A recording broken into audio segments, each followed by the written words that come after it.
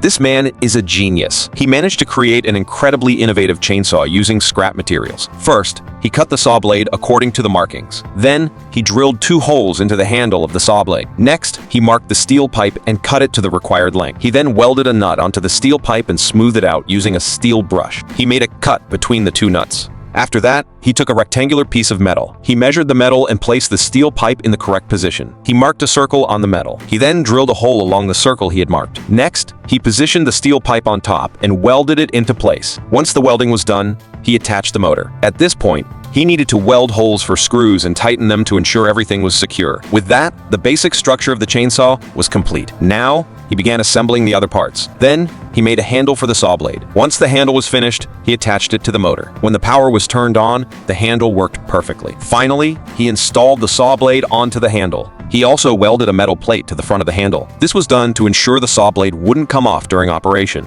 At this point, the innovative chainsaw was fully assembled. It's not only highly efficient at cutting, but also extremely practical. What do you think of this chainsaw?